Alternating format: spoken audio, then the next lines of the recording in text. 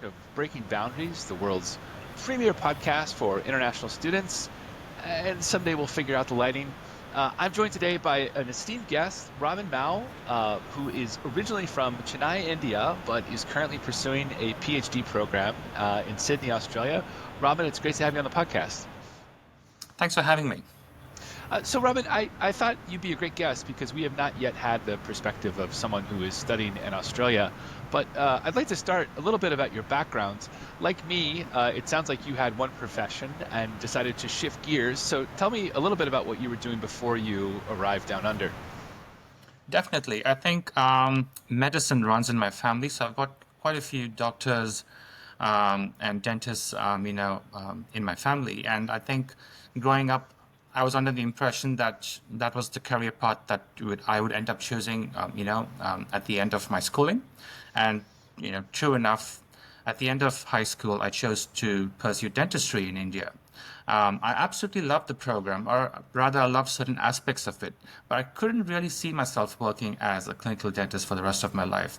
So having that background and having some parts of medicine that appealed to me, I thought that the best course of action would be to pursue public health, which I guess focused on those parts that I really liked. Um, Now, no, nothing against India, but Australia actually has one of the best public health education systems in the world, and that might be a part of that reason might be because they have an excellent universal healthcare system there. For me, it was a no-brainer. I had a few options: the UK, a bit too rainy; Canada, a bit too cold. So Australia was the choice, for me. After finishing graduation, after graduating dental school, I really didn't, work a single day in the profession. I started looking for, or rather, even in my last year of dentistry, I started looking for postgrad programs in Australia. Hmm. Finalized on the one that I ended up doing, which was a double master's program at the University of New South Wales in Sydney, or UNSW. It had both a Master of Public Health and a Master of Health Management. And the way I thought about it was, well, maybe this program might make me think of whether I want to work in the private health sector or the public health sector, but, you know, definitely with a broader scope than, say, a clinician. It Sure. was a 2-year program, which was as long as other programs offering just one master's degree. And, in India, we love a bargain. So we thought, why not get two for the price of one? Um, and yeah, absolutely love my time there. And I won't rant on, I guess, and wait for a follow-up question. Oh, well, listen, I rant away. The format is yours. But I wanted to ask, you mentioned the UK too cold, or UK too rainy, Canada a little cold. Thinking about Australia outside the context of the particular program, is there some benefit in proximity too? I mean, you're closer both in time and space. Was that a big factor for you? I think so, especially with, I guess, the strong sense of filial piety in India. I think you do want to be close to home. And, the UK is all right, but the Americas are just a bit too far away. So I think, yeah, I guess I was talking about some of the academic factors that inform my decision, but yeah, I think personal factors as well, such as being, in close proximity to my home back in India, helped influence my final decision. I love the Confucian reference to filial piety. In the States, I went to a school that was three states away, about 1,500 kilometers, and to me, it felt like I was at the end of the world. But you've certainly taken a greater leap. So when you got there for the master's program, you already had deep education experience back home. Was there anything that surprised you about the university system in Australia, especially at the graduate level? Definitely. I think everything about my program surprised me. So, studying dentistry in India, I don't think it would be that much different studying it in Australia, for example. But when you're in the medical field, I think the onus is on you to memorize as much as possible Mhm. because you might be amazing in logic, or you might be amazing in critical thinking, but if you don't know what you're referring to, if you don't have a point of reference, what is the normal value of a certain, I don't know, um, compound in your body or whatever it is. If you don't really know what you're talking about, then your critical thinking doesn't really come in play. Hmm. So in India, for 5 years, I had to memorize facts, take in as many pictures and text as possible, and then, apply my knowledge, apply my critical thinking when I actually got to work with patients. Whereas in Australia, because I wasn't doing a master's in clinical dentistry and I was doing a master's in public health, well, it's really an umbrella term. It doesn't really talk about one thing or the other. But I guess, one way of looking at it is that rather than thinking about one patient and, their physical and, um, biological characteristics, you're taking a step back and looking at the population. So you're looking at many things that influence a population's health. You might have heard about, the determinants of health. So we have social and political and economic, and of course, biomedical determinants of health as well. So taking a step back and looking at the bigger picture, really took some getting used to. Hmm. Apart from that, back in India for dental school, I used to go in 6 days a week. So I used to work, I had classes from 8:30 to I think 4:30 Monday to Friday, and then I worked half days on Saturdays. So that, involved a very rigid timetable. So we would have, one class from 8:30 to 9:30 and so on. Whereas in Australia, much like in America, I imagine, you get to choose your classes. So I might have had 3 classes a week, and one Hmm. class might have been at 9 p.m. because in Australia, postgrad classes tend to be a bit later on in the day. Um, to consider that some of the students taking those classes might also have full-time jobs.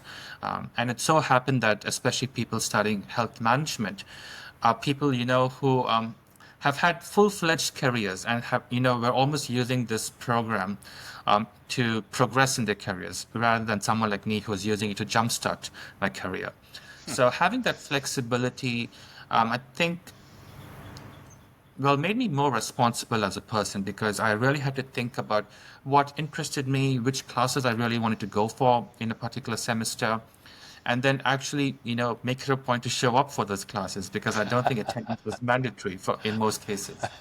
So going from a very rigid system where I think if you didn't show up, you might be reprimanded for it back in India, to a place where you know you're, you should be following your passion and it should all be coming from the student rather than the teacher.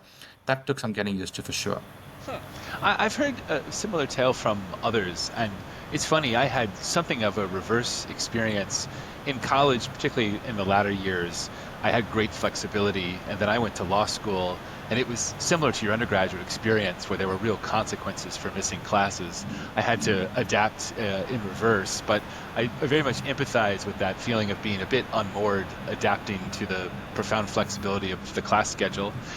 Aside from the master's program itself, what was your impression of Sydney? Had you been there before you went there to study, or was that your first impression of the town? I think I did go to Sydney on a family trip, light years ago, but um, apart from some, I guess, of the faintest memories that I have of the place. I didn't really know the place when I went back to it, I guess, in 2018, which was when my master's degree program commenced. Hmm. Um, Honestly, I didn't find the city hard to adapt to because, getting around is so convenient. I really want to talk about my accommodation as well if we have the time in Australia Please, because please. so yeah, just to get on that, I stayed on campus. Now, back in India, I went through an education agency Hmm. that put in my application and all of that. So India is very service driven. There's a service for everything, and it's I think you'd find it quite uncommon to find someone filling out an application on their own. But don't fact check me on this. Whereas This is a in fact-free show, Australia, Robin. Yeah, anecdotes only. so I went through an agency to secure a place at university in Sydney. And the agency set up this little meet and greet with other people, starting uni at the same time as I did. And one thing that uh, I guess is peculiar about me is, I like to have a routine. I like to have, a schedule. I don't really like to go out of my comfort zone, especially when I'm doing something for the first time. So I was thinking, hey, it would be amazing if I could just stay on campus and be close to my classes. But when I went for that meet and greet, almost everyone just downplayed my suggestion because their seniors apparently had told them that on-campus accommodation is just ridiculously expensive. There's no hope for any of us to be able to manage our expenses if we went for such, an option. And I think that's hearing that didn't discourage me. It actually encouraged me to look into it further because I'm like, this can't be the whole picture. Now, I know that some universities aren't as charitable as mine was, but at UNSW Sydney, I think it's still around, there is a dorm called International House. And I believe International House is, privately funded with its headquarters in America. So it's sort of its own entity that then partners with universities across the world. But I believe it might be an American invention. Well, anyway, there was a branch of International House in UNSW. And, for a measly sum of around, say, I don't know if you want to talk about prices here, but, I paid a very little amount per week. Um, the dorm was fully catered, so I had, 3 meals a day, 7 days a week. And then I had, all the other things that come with a dorm, so like social events and, um, networking events. And I really, made some of my greatest friends there. But the point I'm trying to make is that when I did meet some of, the people I met up with in that meet and greet organized by my agency back in India, and also others who, moved from India to Sydney, I realized that I got an amazing bargain because there were people living an hour away by train, having to fend for themselves, having to cook for themselves, and their net spent per week was more than I spent per week myself. Hmm. So I guess my advice to your viewers would be to, you know, not to take someone's word as gospel, I guess, and always do your own research. And I think doing that, especially back in your home country, and if your home country is India, that's a very good starting step to acclimatizing to Western culture. Because, like I said, once you're in the thick of it, you have to, choose your classes, you have to do everything by yourself. So to sort of get that jump start back in India and do, something as simple as accommodation for the first time helps, in the rewiring process that you eventually have to do anyway. Yeah, this is the first time this has come up, which is my fault probably on the podcast. But you make a great point about how important accommodations are, and turning over every stone to find the right thing that suits you is really, really important. And it sounds like socially it gave you a kickstart as well, just being able to meet, I assume, other international students for the most part that live there. It had its pros and cons. I think, when I first moved in, there were some seasoned, residents at the dorm who told me never become friends with the exchange students because they'll just Why? for the simple fact that they're there for one semester, they're there to have a good time, so you really get Ah, along with them. You go out with them everywhere, and then they leave at the end of it. So ah, you always have to make new friends every semester. So, these seasoned pros knew what they were talking about. But in saying that, some of my greatest friends, even today, are friends, are people that I became friends with back in uni. It's just, um, unfortunate that a few of them returned to their home countries. They never had the intention otherwise of doing otherwise. But and also, people move to other parts of Australia. I guess that sure. really can't be controlled for. But yeah, some of my greatest friendships today are friendships that I found back then. I went to college almost 20 years ago, and one of my best friends from school was a Dutch friend who came over for 4 years and went back home.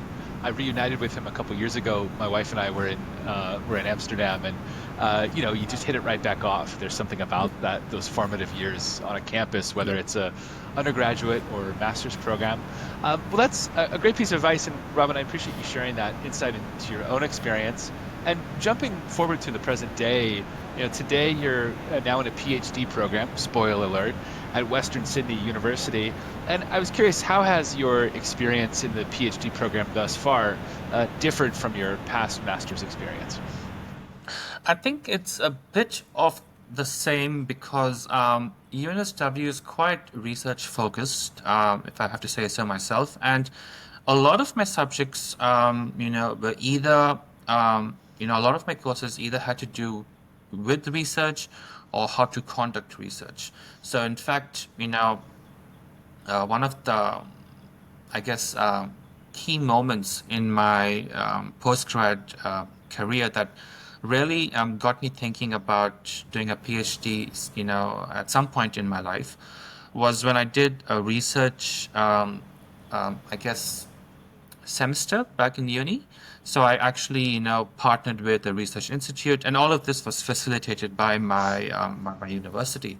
I got to work in a research center, had to come up, with a final report at the end, and that sort of counted towards the fulfillment of my program requirements. So I think being in the thick of it and actually conducting, real research, uh, made me think about what research is all about. And I think a lot of times people don't really know what it means to conduct research. So, the example that I like to give my friends, for example, is that, you know, um, when you think about what you want to have for dinner, you are conducting research. You're thinking about how hungry you are, how much is left in your bank account, how far away the restaurant is is from you, is it still open? That's basically research, but you just do it in a more systematic way in university and, in a professional sense. So thankfully, my postgrad program really prepared me for a PhD. One might argue that because of the way it was structured, um, it got me to do a PhD anyway. Hmm.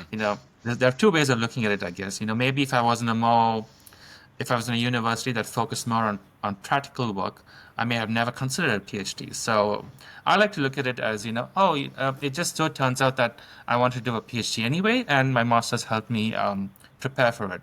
So what I would say is, if you have a research mindset, uh, and you want to first, do a master's, or you could even do a master's by research, I guess, and then move on to a PhD. My advice would be to choose a university that is research focused and has quite a few research modules in the curriculum. Another great piece of advice, Robin. I think I'm going to print all these aphorisms and start to sell some picture frame with Robin tips. So I want to ask you just sort of a wild card. Any other piece of advice you have for would-be international students, and perhaps you can limit it to India. Already you've shared going a little bit beyond what you're told by your agent or counselor and doing real deep research on things like accommodations, a great tip. But anything else, any other general advice you would offer someone that would be in your shoes 8 years ago? I would maybe just expand on one of my earlier points, which was around, doing things by yourself. I think we're really coddled back in India, for better or for worse. And, every time we step out to a new place, you know, there is a learning curve, a steep learning curve for people of our temperament, I would say. So I think it's just, yeah, learning how to do things by yourself.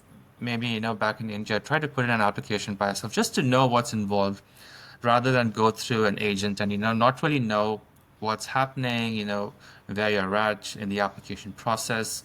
What I would also say is that, a lot of people are interested in studying, obviously, but also working part-time while they're studying, or, um, also working part-time, but also, I guess, do things outside of study. And for that, obviously, there are limitations because, you will be going to Australia on a student visa. So, what I would say is just have a look at the government websites because the information is actually out there, so it's not hard to find. And I don't think it's hard to comprehend, but that's a very subjective opinion. What I would say is, yeah, just have a read at everything. I think I'm at this point where, before I sign up for something, I read all the terms and conditions, which some might call crazy, but I think it's just good to know what you're signing up for. I think, and I also say this because of, you know, what I'm saying is quite topical because in the recent past, a few Indians, I think, have been, you know, I guess, I, how do I put this? Maybe caught up, working more than they should have been Huh. on a student visa, you know, basically not knowing what their work rights are, what their student visa limitations are. So it's really good to know what you're signing up for. The agents will help you only, so much. I think it's good to just have this mindset that, okay, at the end of the day, I need to look out for myself and be aware of, yeah, I guess what I'm signing up for. Yeah.